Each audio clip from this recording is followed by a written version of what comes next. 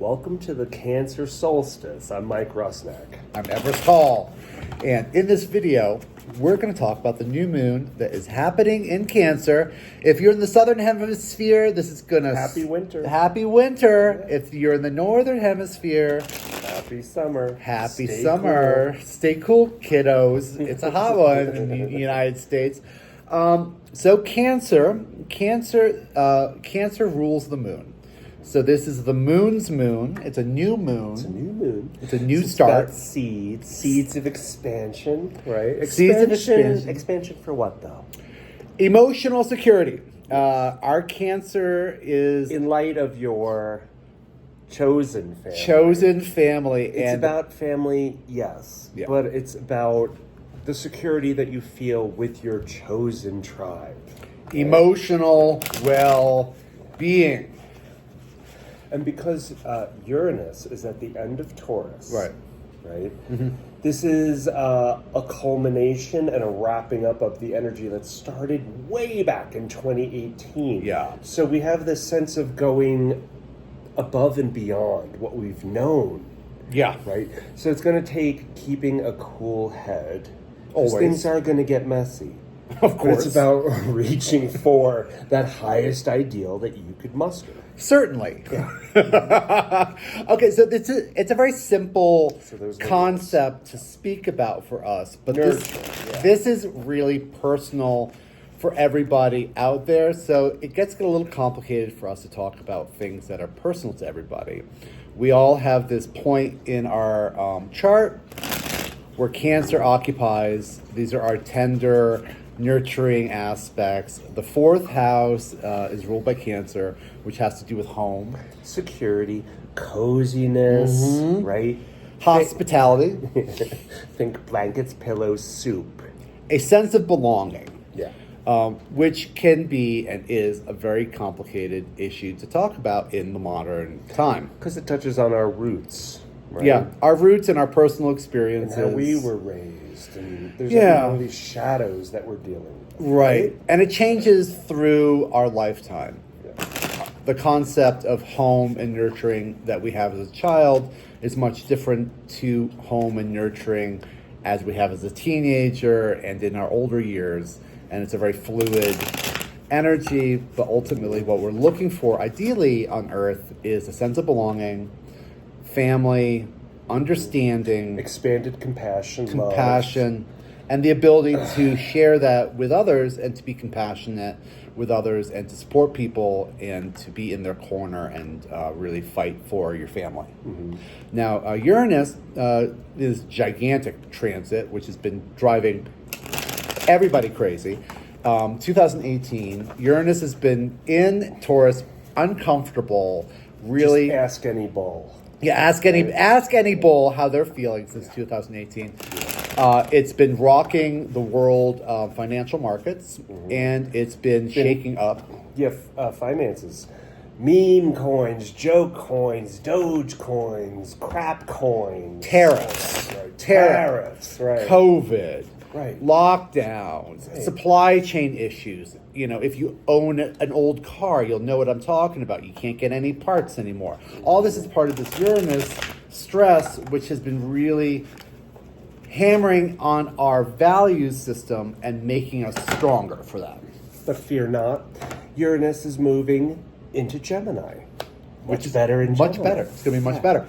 Yeah, and Jupiter has moved from Gemini into Cancer. Much better, because Jupiter in Gemini is a lot of thought about every possibility, but there's not a lot of traction. No. You know, we just wear ourselves out with thought, paranoia, overthinking, over-strategizing, not getting anything done. Jupiter is exalted in Cancer. Hello.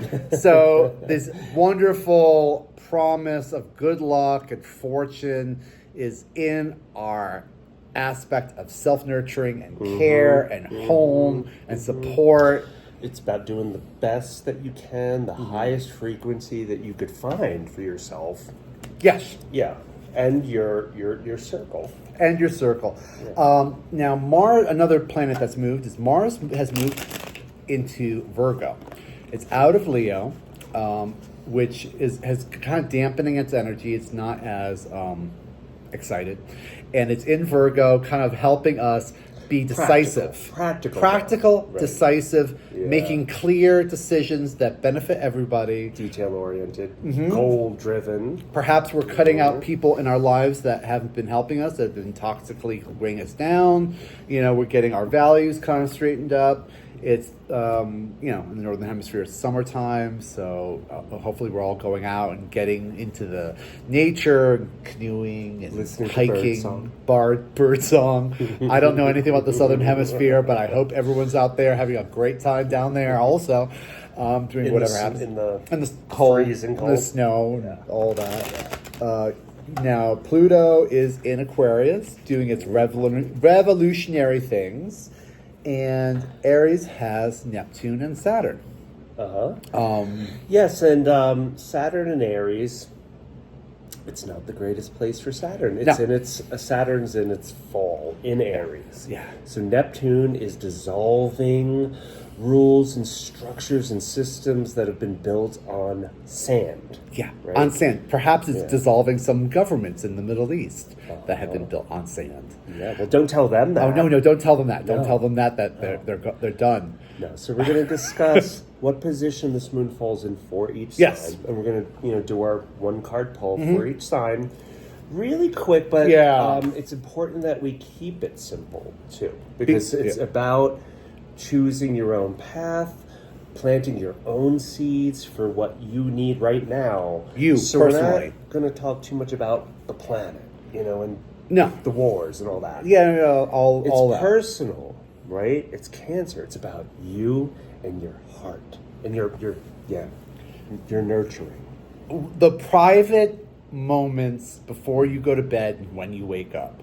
It's about that person that's there. We don't know it. Who do you have continual gratitude towards in your life? Who is that? Yeah. Okay. And then expanding on that, growing that. So for Aries and Aries rising, this energy is hitting your 4th house, which is the house of home. House of home. Right. This is nurturing. This is compassion. This is hospitality. This is privacy. This is our roots. This is our ancestors. This energy is squaring the moon. So, of course, the cardinal signs Aries, Cancer, Libra, Capricorn. You benefit the most from this moon. Right. It may not be so easy, but you have all the wind resistance. So you get further. So you can fly. Yeah. Okay, Aries, you get this. Miscommunications. Boom. Yeah. Miscommunications, painful thoughts. Is it nice to know that you can feel this pain, though? Yeah. Isn't that nice? You're so good at being, awesome. The Aries, the Ram, bursting out. Yeah. You're human. You have to feel this pain. Right? Here's Neptune. Neptune kind of dissolving reality. Home and security and personal security. This is weather. This isn't permanence. This is emotional weather. 3s are expansion. This is expanded thought, expanded miscommunications about home and home security. Perhaps you were telling yourself a story that wasn't really true, and now reality's hitting. Saturn's there. Saturn is being dissolved by Neptune. Yes. Right? Now the one thing about this card, it's scary, it's temporary. There's a lesson to be learned in this. There's a miscommunication happening. Usually on our part. It's a very personal moon. Look for where you have been miscommunicating or you misunderstood what's happening on your home front. And Mars is in your 6th house, so this could relate to your health, right? Could relate to your health. Mars in the 6th house also could relate to enemies of, kind of a day-to-day basis. Perhaps there's a false friend or false issue that's happening that's creating this. It's okay. Now you know. Now you know, and we can do that. And you could grow with this. All right. You got it, Aries. So don't fear. You're brave. You could take it. For Taurus and Taurus rising, this moon is in your 3rd house position. Yeah, you got Uranus and Venus is in there too. And Uranus is at the energetic degree, so it may feel very desperate, but this card reminds you to keep it cool, right? Yeah, keep it cool. Keep it cool, do not react. No. You know? Balance. You Yeah. might want to throw a glass of water in somebody's face, but don't do it. Mm-hmm. You know, we're balancing. We're finding compassion. We're looking for our friends. And we're mixing it up. There is this attitude where we're trusting our intuition. We got our foot in the compassionate waters of the universe. And Mars is in your 5th house position too. Oh, yeah. So that is encouraging you to have a little bit of fun, right? To take yourself a little less seriously. That's it.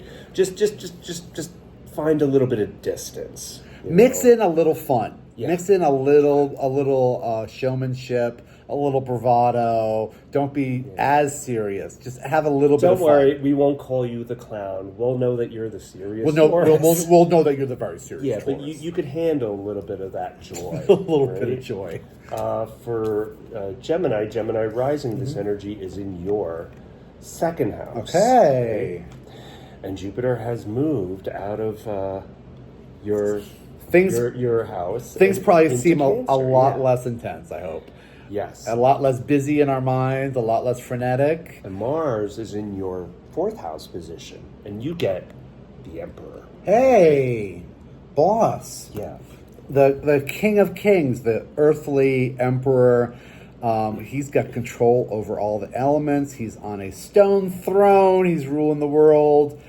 Sometimes with this energy, the emperor doesn't really pay attention to the subjects and can roll right over them. Mm-hmm. But sometimes that's what needs to happen in order to find our security. Yeah. We have to kind of really make it. Ideas to expand your sense of luxury and values and comforts. Right? Comforts. It's the 2nd house. Values. Yeah. Yeah, you have a lot of ideas about how you could be more comfortable, right? More secure. More secure, more comfortable, and perhaps there's a non-negotiation on what you personally need to make you feel safe and make you feel secure. Don't we all kind of want to be the emperors of our own private self and our own, security? Mm-hmm. Don't you want to have complete control over that? Mm-hmm. I think that's an ideal. Okay. All right, and for Cancer, of course, this is in your house. This is your 1st house. All about you. I'm sorry, I don't mean to laugh. No. Hey, you're waking up from a nightmare. Something has startled you awake. There's a huge shift of energy. Jupiter's just arrived at you. There's this big... Jupiter has arrived from Gemini. Yeah. And it's gotten you to see all the possibilities and all the worst case scenarios, right? Right. But it's okay because it's not actually happening. You No. wake up from this nightmare, but you have a comforter comforting you. Now, in the Comforter, this is a really interesting aspect of this card. The Comforter has the whole zodiac. So our thoughts are shocking us awake, but have comfort in the systems of the universe that are on your side. The mechanics, the gears are working for your benefit. Just be secure in that and have comfort in the mechanics of the universe. Yeah. This is about not having to do yesterday's lessons again. No. But you remember the pain that came with it. Yeah. And you don't have to hang on that. You can release it. You can expand. You can grow. And sometimes it's really scary. Yeah. Because you know the pain that you've had, and that's somehow strangely comforting. Yeah. Right? Of course. Yeah. Now, Mars is in your 3rd house position. Right? Oh. So that does relate to siblings and neighbors, and this could be some upset, some trauma with a sibling or a neighbor, Yeah, that's kind of like shocking you into it. Yeah. But if you take comfort in your community, If you reach out to the people that love you and that you love and you can talk to about your emotional state and release these swords and kind of let it go, this is a very isolating energy here. This nines are and very keep isolating. telling yourself friends or family. Friends or family. Friends or family. Yes. Okay. Leo and Leo rising, this energy is in your 12th house. So this is about hidden spaces and secrets to be revealed and addictions and it's planting seeds of expansion for security, right? King of Cups. Meow, Wow. meow, meow, Meow, meow, meow, meow, meow. Yeah. We have emotional elegance here. We have emotional mastery here. Here is the King of Cups. And he's not letting others colonize his thoughts. No. He is thinking for himself. Because he's a king. Yeah. And his the power of his emotional stability keeps him mysteriously afloat.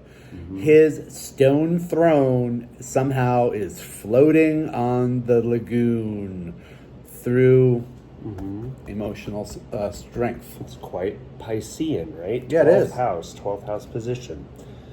Okay, for Virgo rising, this energy is in your 11th house, with Mars in your first house. Wow. Right? Okay. Yeah, and you get the Judgment card, right? Wow. Inevitability. Inevitability. Yes. You can't escape it. No. All and right. this is how you show up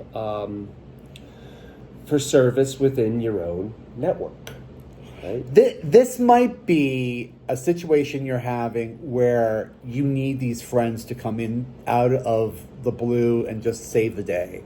There might be an event that happens in your life. This card with the trumpet and the angel kind of appearing, all dead people coming out of the graves, it's got this event kind of energy to you. So maybe some people out there need these friends to come. Is your network past, present, and future? Yeah. Yeah. And it needs to come in and save the day. Mars in your first house, that's like a lot of action to get yourself moving and get things done in your life. And to really perhaps generate and collect the people that you need in your family towards you. Yeah. Okay. For Libra and Libra rising, this moon is falling in your 10th house position, so it's your house of career. Your public face. Your public pace. Your public pace. If you're me, your public face. Public pace, that's funny. And this energy is squaring the moon, and Mars is in your 12th house position, so subconscious. Okay, subconscious, and tread lightly, and it's about addictions too. Yeah. And you get the 5 of Pentacles. Wow. All right. Okay, out in the cold. I love this card. Yeah. I know. I've grown. I've to love really this grown card. to appreciate this card because I really identify with these two people. All right, so 5s. They know what soup tastes like. They know what soup is like. They know what hunger's like, and there's Yeah. a reason behind it all. 5 has to do with the Hierophant, which is about lessons. These are top-down lessons. This is a lesson about money and values. There is an inside and an outside. The people on the outside are suffering, and they are doing it the hard way. Knowing that there's a reward later. There is a spiritual Or- reward for doing something difficult. Or it's that painful message of having to ask for help.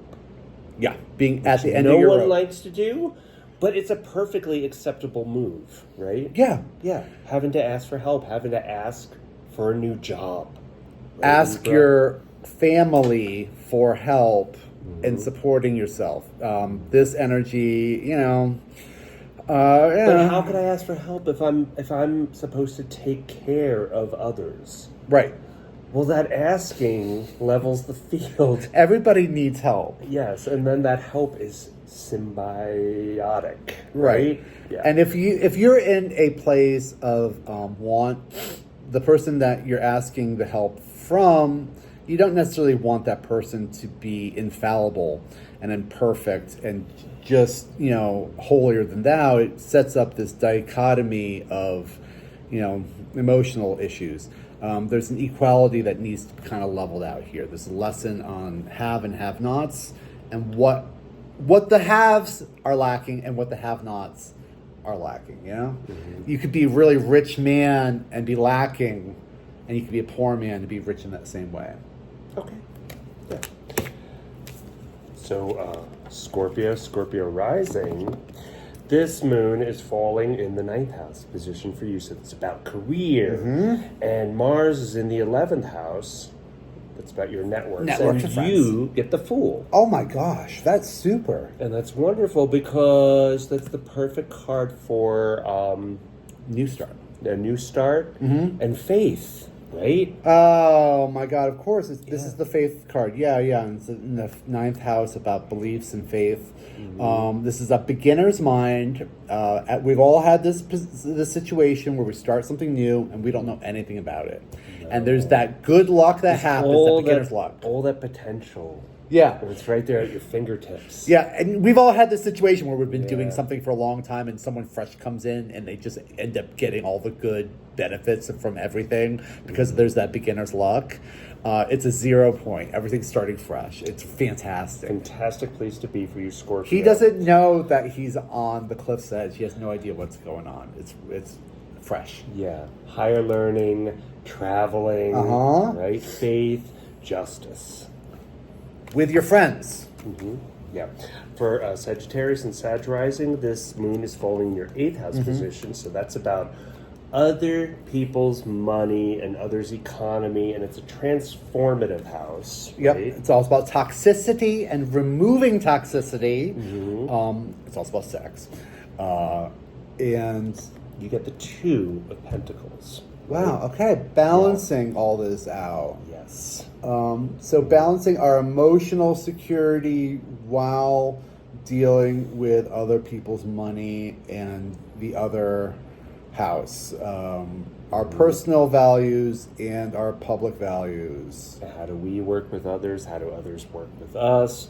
How much of ourselves do we show Right. to everyone else? And financially, there is this concept with this card that you have to make a choice. There's two. It's a binary. It's either or. There's two right? juggling options. Yeah. And you got to kind of make a choice on what to prioritize and what to put down on the ground and kind of set aside for a while. Yes, but this isn't just money. This is values, Yes. right? This is what you stand for, who you stand for, right? Who's your family that you're fighting for? Yeah. And it's a great time to expand upon these ideas and to really get out on the ledge. What is the line in the sand that is just an absolute no for you as far as how you create self-security and how you compassionately care for other people? Is there something where you're like, no, that's the line? No, I got to put that down. No, I can't pretend. I can't pretend. I can absolutely not fake it right now. Nobody can fake it right now. And that's a good place to be. As the waters are choppy. Yeah. Boom. For Capricorn and Capricorn rising, this moon is falling in your 7th house position, so it's all about relationships and who you are, who you show up as in relationships. Yeah. And it's a new moon, so it's about the start of new relationships. The It start. could be about shedding and letting go of old that isn't working, but it's a new moon. A new attitude towards relationships and our self security in relationships. When you're in a relationship, you don't know exactly what's going on in the other person's mind, and they need a certain amount of respect and privacy. Otherwise you're really pushing yourself too far, and there's got to be a certain amount of trust in the other, and you've got to trust yourself, you got to trust the other. And up till now, and because it's in the opposite sign, it could feel very much like the 10 of Wands. Right. It's like, oh my God, I've been doing it really the hard way, and it's getting, and my back is starting to ache, and you're almost there. You're almost to the town.